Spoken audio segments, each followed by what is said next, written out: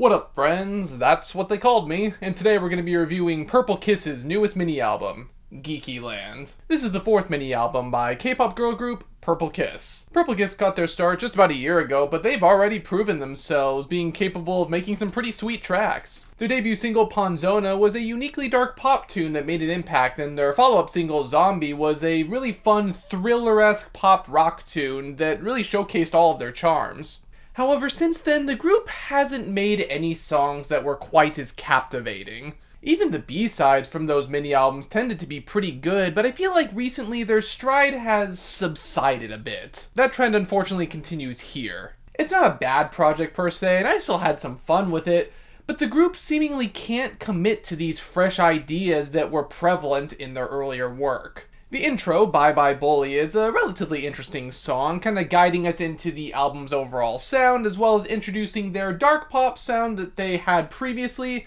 but done in a more sinister way to represent the girls kind of fighting back against their tormentor here. It's short and honestly could have been turned into an actual full-length track, but it's fine for what it is. The main single for the mini-album, Nerdy, is a pretty fun one, and it's a good follow-up to the intro, I think. It's got that bouncy and cocky bass-driven beat that fits the tone well, and the addition of the quirky violin and vocal flows also add a lot of flair and personality to the track. The chorus especially is super catchy and combines all of these elements well, and also adds a taunting-sounding synth and piano line as well. The vocals slide along this beat cleanly, and the pacing is also super snappy. The lyrics are a continuation of that of the intro, with the girls kind of embracing themselves and their differences and not letting this person get to them. However, as much as I like this track, can we just say how this is almost a blatant ripoff of Mamamoo's sound, especially their songs like Hip? I mean, I get that they are also under RBW, they're under the same company, so I'm sure sometimes influences can blend together, but this one's pretty blatant. Purple Kiss usually have a bit more of their own identity compared to what they've got going on here. It's kind of odd. The next track, FireFlower, is probably my least favorite on the mini overall. It's not a bad song per se, but I feel like the Latin influences could have been fleshed out even further, and I find the pre-chorus to be pretty generic and actually not really fitting to the song's overall sound. The instrumental in general feels a bit flat when you compare it to songs like Nerdy too. The flows are fine, but the overused snaps and 808s in the beat aren't doing the track any favors. The lyrics are pretty cool though, using flames to describe their passions alongside comparing themselves to flowers where they are nice, but they do have their thorns to help defend themselves in case anybody tries to test them. Can't Stop Dreamin' is a fairly interesting, spacey sort of ballad.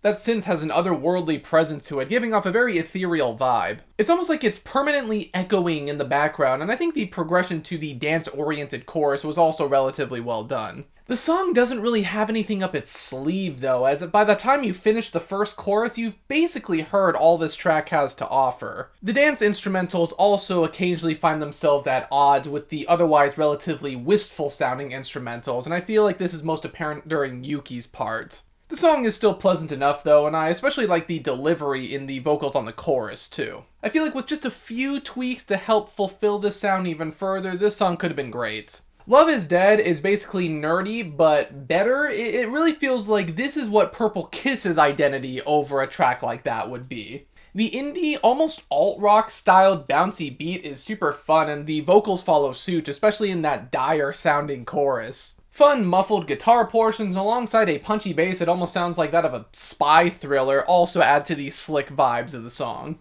Yuki's rap verse was very well done, and the combination of all the girls' vocals on the chorus comes together in a really great way. The bridge on this track is also a great example of you don't always have to make the bridge sound like a completely different song. You see this so often in K-pop, but oftentimes having the bridge just sound like an extension of the main beat with a few switch-ups, that's the way to go. It's tight and punchy. It was just performed really well here. The ending track, Summer Rain, is actually a subtly interesting one, I think. It's kind of a typical closing acoustic ballad, but the sample on this one is heavily involved in the overall instrumental. I'm honestly really digging it. I wish the beat was a little bit more full, but the 808s actually do let the sample and the acoustic guitar breathe alongside putting some focus on the vocals too. In fact, the delicate vocals from the girls combined with that sample makes for a pretty interesting contrast. That chorus's cadence is also very light and sweet, but with a hint of melancholy, really rounding out the overall endearing experience on this one. The lyrics also fit the track really well, serving as the post-breakup blues thanks to the events that happened in the previous song. Honestly, while I did still enjoy this mini-album overall, I feel like we're losing more and more of Purple Kiss's charms with each new project. Some songs just flat out sound like Mamamoo ripoffs, while others don't really have that quirky yet dark vibe that they utilized on their previous songs so well. I'm fully open to a change in sound, believe me, but not at the cost of their entire identity. I feel like their song Zombie was the perfect blend of all of their styles, and it still remains their best song to this day, I think. I do appreciate how they tried to rekindle that sound a little bit with Love Is Dead, and also how they played with putting more emphasis on the sample like with Summer Rain, but in general I feel like they're heading down a much less interesting path. Still, there are definitely some bops on here, but I just hope they can find their identity sooner rather than later. I'm feeling a decent 6 on this newest mini-album by Purple Kiss. Of course, we still have to talk about album covers on this show, and I think this is actually a pretty great album cover for what it's worth. I love the contrast between the photo and then the stark orange at the very top. It has this sort of modern DIY aesthetic to it that I'm always a big fan of. I love the sort of contrast between those two segments. The font is pretty cool as well. I like how it has lots of little subtle details all over it too. It's not like totally pristine and has everything in these segments. Like, we do kind of play with the hierarchy a little bit.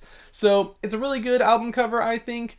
Album maybe just not matching that as well. But of course, those are just my thoughts on this newest mini-album by Purple Kiss. What did you guys think? Do you actually like this new sort of direction that they're going in? Do you think this fits them much more? Or are you kind of missing that quirky, almost dark pop aesthetic that they had previously? Let me know. Be sure to like, comment, subscribe, ring the bell if you too are the queen of the nerds, and until the next one, farewell.